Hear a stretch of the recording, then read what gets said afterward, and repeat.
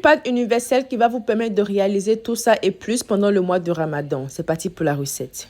Donc pour la pâte universelle ou passe-partout, on aura besoin de farine, du lait, sucre, levure boulangère, un peu de sel, du beurre et des œufs. Dans ton bol, tu vas rajouter ton lait tiède, sucre, mélange et après ça, ta levure boulangère. Mélange encore une fois, coupe ton bol et laisse ta levure s'activer. Après environ 5 minutes, ta levure sera activée et là maintenant, rajoute le reste de tes ingrédients qui sont ta farine, tes œufs, beurre fondu et ton sel.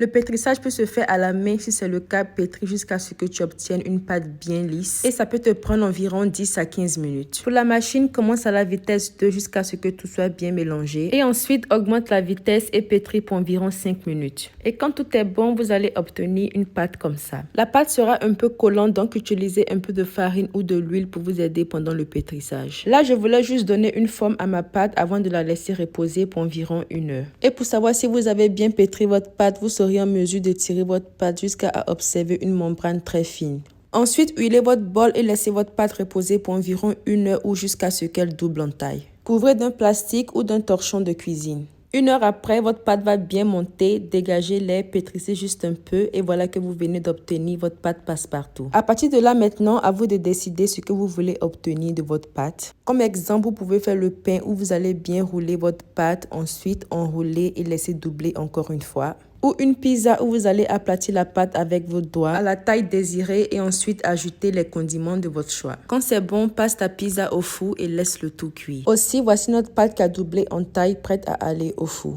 Comme une autre recette, vous pouvez réaliser les beignets un peu comme les gaufres. Si votre pâte est destinée à réaliser les beignets dès le début, ajoutez un peu plus de sucre que normal. Sinon, vous pouvez ajouter un peu de sucre à la partie qui va servir à réaliser vos beignets. Bien pétri avec un peu de farine si nécessaire. Quand c'est bon, découpez, formez vos boules et vous êtes prêt à griller. Grillez à feu moyen jusqu'à ce que vos beignets soient bien dorés et retirés. Regardez comment ils sont beaux.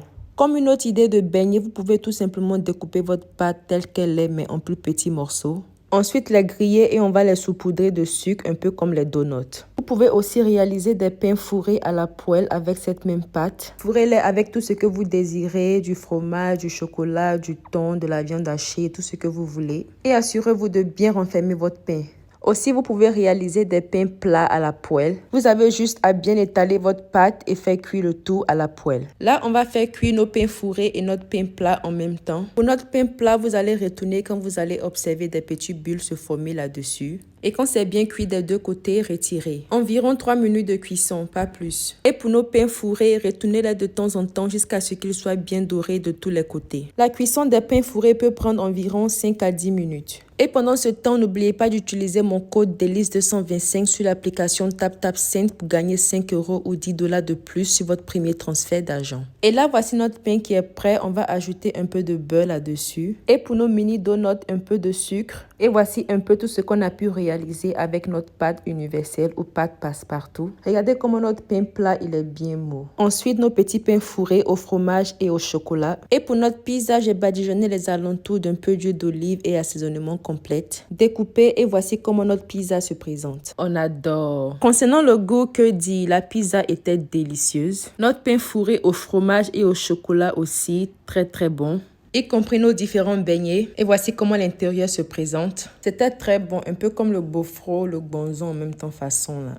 Et notre pain plat aussi, il était trop bon. C'était bien mou, bien délicieux. Oh là là. Ça là, avec la sauce au poulet que les Indiens font façon là. Trop bon. Et concernant le pain, voyez de vous-même, c'était délicieux, moelleux, ça rebondissait. On adore. Comme je l'ai dit précédemment, vous pouvez faire beaucoup plus encore avec cette même pâte. Et de mon côté, moi, je vous dis à plus pour de nouveaux délices. Bye guys.